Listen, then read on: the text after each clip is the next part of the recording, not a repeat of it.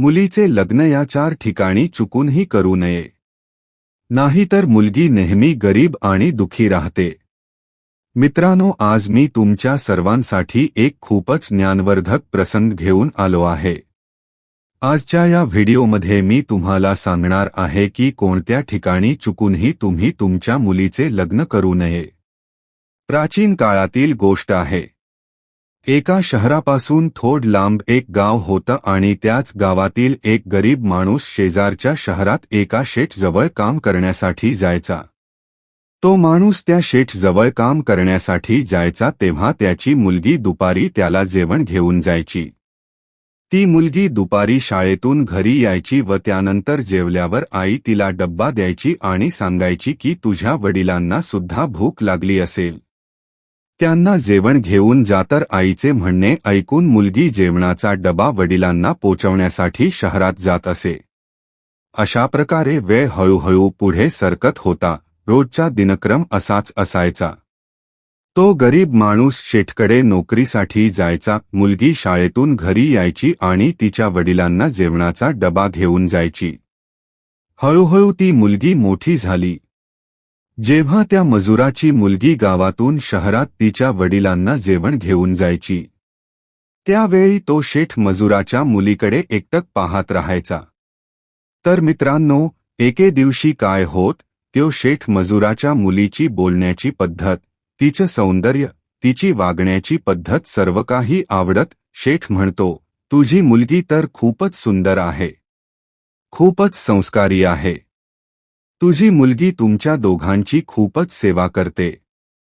त्यावर मजूर म्हणाला, हो शेठ, तुम्ही अगदी योग्य म्हणाला आहात. माझी मुलगी लाखात एक आहे.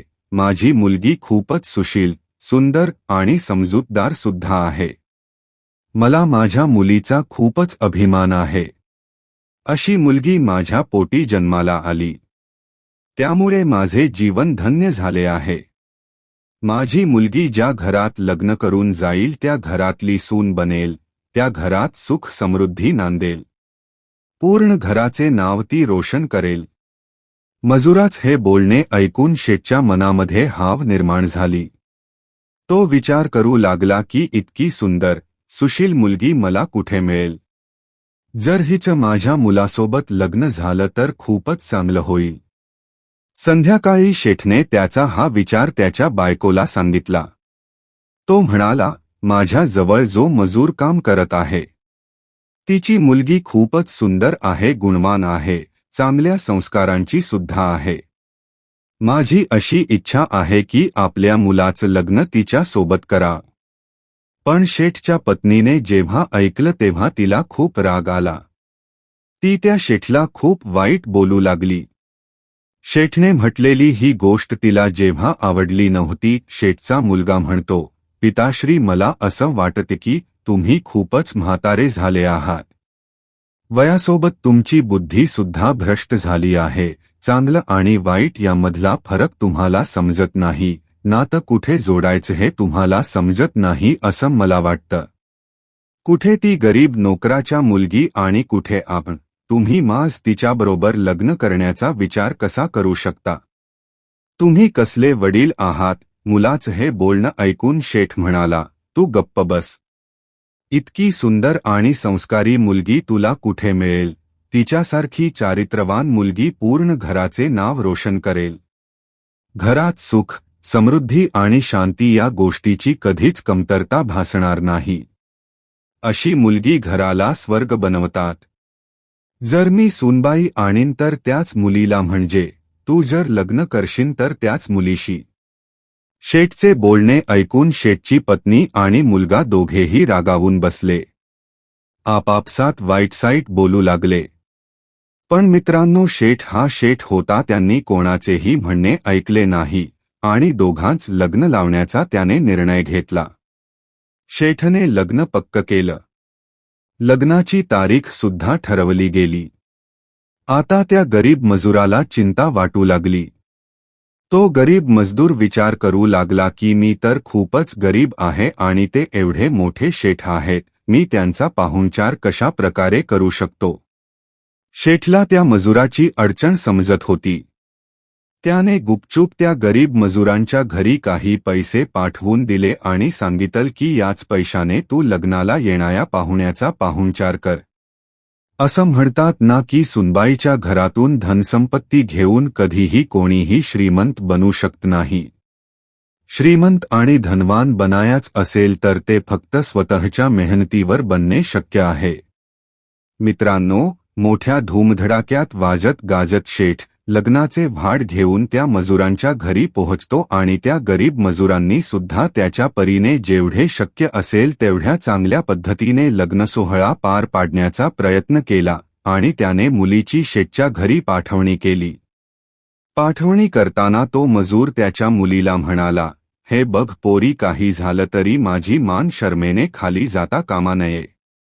तुझ्या सासरी जाऊन आमचं नाव मोठा कर आणि तुझ्या सासरचे नाव सुद्धा मोठा कर. आणि एवढे म्हणून मजुराने त्याच्या मुलीची पाठवणी केली. शेठ आनंदाने त्याच्या सून बाईला त्याच्या घरी घेऊन आला. परंतु सासूला मात्र तिची सून अजिबात आवडत नव्हती. तिने तिचं कोणत्याही प्रकारे स्वागत केलं नाही. सुनबाई आता घरात राहू लागली. दिवस पुढे सरकू लागली. परंतु मुलीची सासू तिला खूप वाईट बोलत असे. तिला टोमणे मारत असे. तिची सासू तिच्या प्रत्येक कामामध्ये चूक काढत असे. त्याचबरोबर त्या मुलीचा नवरा सुद्धा तिच्यासोबत चांगला वागत नव्हता. तो तिच्याशी नीट बोलायचा सुद्धा नाही. आणि इथे दुसरे कारण असं होत की शेठचा मुलगा दुसऱ्या मुलीवर प्रेम करत होता.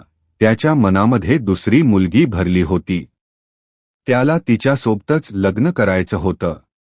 परंतु शेठने जबरदस्तीने मुलाचं लग्न त्या मजुराच्या मुलीसोबत लावून दिलं होतं. एके दिवशी शेठचा मुलगा त्याच्या आईला म्हणाला, आई, हे बघ, मला ही मुलगी आवडते. हे किती सुंदर आहे, जणू स्वर्गातली अप्सराच. आणि आई, तिचे वडील सुद्धा खूप श्रीमंत आहे. लग्न झाल्यावर मोठ्या प्रमाणात हुंडा सुद्धा ते आपल्याला देतील. ही कुठली अशी गरीब घरातली मुलगी सून करून आणलीस? आईच्या मनात सुद्धा हाव निर्माण झाली. ती मुलाला म्हणाली, हे बघ पोरा, तुझे वडील जेव्हापर्यंत आहेत तेव्हापर्यंत मी तुझ दुसरं लग्न लावू शकत नाही. पण आपण काहीतरी प्रयत्न करू. आणि अचानक एके दिवशी काय झालं की शेठला हृदयविकाराचा झटका आला आणि त्यामध्ये शेठचा मृत्यू झाला. शेठच्या पत्नीचा आणि मुलाचा रस्ता मात्र या ठिकाणी मोकळा झाला. त्यांनी एक कारस्थान रचलं. वडील तर आता जग सोडून निघून गेले होते. आता या मजुराच्या मुलीचा सुद्धा काहीतरी उपाय करावाच लागेल. तिला सुद्धा वडिलांच्या सोबतच या दुनियेतून दूर पाठवावे लागेल. आता एक कारस्थान या दोघांनी मिळून रचले. आता या ठिकाणी अचानक सासूबाईंना सूनबाईचा खूप पुळका आला. ती तिच्यासोबत खूपच गोड गोड बोलू लागली. तीच सासूबाई तिला यापूर्वी तिच्या सुनेचा चेहराही पाहण्याची इच्छा नव्हती. ती आता तिच्या सुनेवर अचानक खूप प्रेम करू लागली. सासू सोबत त्या मुलीचा नवरा सुद्धा खूपच प्रेम करू लागला. तिची काळजी घेऊ लागला. तिला मानसन्मान देऊ लागला. गरीब मजुराच्या मुलीला या दोघांचे कटकारस्थान काही समजले नाही. कारण ती खूपच भोळ्या स्वभावाची होती. तिला फक्त असेच वाटत होतं की वेळेसोबत माझ्या सासूला आणि नव्याला माझी किंमत कळली आहे.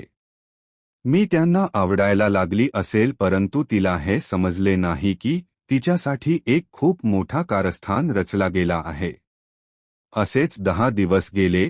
त्यानंतर सासूबाई सूनबाईला म्हणाली, मुली, मला सांग, तुला सर्वात जास्त कोणता पदार्थ आवडतो? तेव्हा सूनबाई म्हणाली, आई, मला गाजराचा हलवा खूप आवडतो.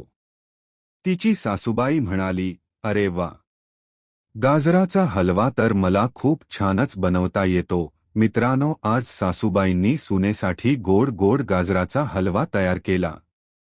त्या गाजराच्या हलव्यामध्ये तिने विष टाकले आणि सूनबाईला म्हणू लागली, सूनबाई, मी तुझ्यासाठी हा गाजराचा हलवा खूपच प्रेमाने बनवला आहे. तू हा गाजराचा हलवा पोट भरून खा. आता त्या भोळ्या सूनबाईने तिच्या सासूबाईंनी दिलेला गाजराचा हलवा खूपच प्रेमाने आपुलकीने पोट भरून खाल्ला आणि ती जाऊन झोपली. मित्रांनो, दुसऱ्या दिवशी त्या मजुराची मुलगी उठलीच नाही. त्यानंतर तिच्या वडिलांना म्हणजेच गरीब मजुराला निरोप दिला गेला की मुलीने विष पिऊन आत्महत्या केली आहे. आम्हाला फसवण्यासाठी तिने हे सर्व केलं आहे. तुम्ही ताबडतोब घरी या आणि हे प्रेत घेऊन जा. त्या गरीब मजुराला माहीत होत की त्याची मुलगी हे असलं काम कधीच करणार नाही. असं काम करण तर लांबच या गोष्टीचा विचार सुद्धा करू शकत नाही. परंतु एक गोष्ट नक्की आहे, शेठला माझी मुलगी खूप आवडायची. माझ्या मुलीला ते स्वतःची मुलगी मानत होते. परंतु त्यांच्या पत्नी आणि मुलाला माझी मुलगी अजिबात आवडत नव्हती. नक्कीच या दोघांनी मिळून काहीतरी केलं असेल. आता शेठ जगात नसल्यामुळे नक्कीच या दोघांनी मिळून काहीतरी कारस्थान रचला आहे. तो गरीब मजूर ही तक्रार घेऊन पोलीस स्टेशनला गेला. परंतु म्हणतात ना, पैशाच्या जीवावर सर्व शक्य आहे. पोलिसांनी सांगितले की तुमच्या मुलीने स्वतःहून विष खाल्ले आहे. मग अशा परिस्थितीत कोणाच्या विरोधात तुम्ही तक्रार नोंदवणार आहात? तुम्ही इथून जा. रडतरडत तो गरीब मजूर घरी परत आला. त्याने मुलीचे अंतिम संस्कार केले. दररोज मजुराला त्याच्या मुलीची खूप आठवण येत होती. त्याची ती गुणवान, संस्कारी मुलगी रोज त्याला जेवणाचा डब्बा घेऊन यायची. ती मुलगी आता ह्या जगात राहिली नव्हती. या गोष्टीवर त्याचा विश्वासच बसत नव्हता. काही दिवसानंतर शेठच्या मुलाने खूप सारा हुंडा घेऊन दुसरे लग्न केलं. मित्रांनो, अशा 4 ठिकाणी आपल्या मुलीचं, आपल्या बहिणीच लग्न होता कामा नये. प्रत्येक वडिलांनी कन्यादान करण्यापूर्वी ही गोष्ट नेहमी लक्षात ठेवा. ज्या घरामध्ये आपल्या मुलीच ते लग्न लावून देत आहेत, त्या घरामध्ये तिला मानसन्मान मिळेल, प्रेम मिळेल, आपुलकीची वागणूक मिळेल. अशाच घरामध्ये मुलीचे लग्न लावा. जो तुमचा होणारा जावई आहे त्याचा स्वभाव चांगला असणं आवश्यक आहे. तो सर्वगुण संपन्न असावा. नेहमी पहावे की तो मुलगा तुमच्या मुलीच्या लायक आहे की नाही. त्याला तुमची मुलगी आवडते की नाही. लग्नापूर्वी एकमेकांच्या भेटीगाठीतून मुलीला हे समजले पाहिजे की हा मुलगा आपल्याशी प्रामाणिक आहे की नाही. मुलींसाठी सासर निवडताना ते खूप जास्त जवळचे असेल तर अशावेळी नात्यांमध्ये कटुपणा येऊ शकतो. 2 परिवारांमधील सन्मान कमी होऊ लागतो. त्यांच्यामध्ये भांडणाचे वातावरण निर्माण होऊ शकते. जी सद्भावना, जो आदर, जो सन्मान 2 परिवारांमध्ये असायला हवा, तो टिकून राहत नाही. म्हणून माहेर आणि सासर जवळ असेल हे शक्यतो टाळावे. मुलीचे लग्न अति दूरही करू नये. म्हणजेच तुमच्या मुलीचं लग्न खूप जास्त लांब सुद्धा करू नये.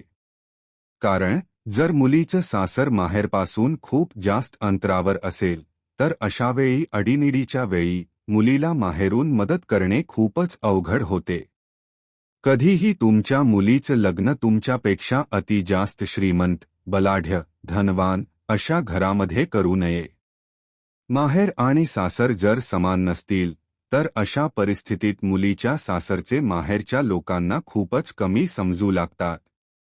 त्यांना योग्य मानसन्मान ते लोक देत नाहीत आणि पूर्ण आयुष्य ते मुलीला नको नको ते टोमणे मारत राहतात. आपण आपल्या मुलीच लग्न ज्याच्या सोबत करत आहोत तो कोणत्या जातींचा आहे, कुठल्या कुलाचा आहे, कुठल्या परिवारातला आहे, त्याचबरोबर त्याचं वय सुद्धा व्यवस्थित पाहावं. प्रमाणापेक्षा जास्त वय असू नये. या सर्व गोष्टी तुम्ही व्यवस्थित पाहायला हव्यात. मित्रांनो, अशा 4 ठिकाणी मुलींची लग्न कधीही करू नये. जर तुम्ही श्री स्वामी समर्थ यांचे खरे भक्त असत तर चॅनलला सबस्क्राईब करायला विसरू नका.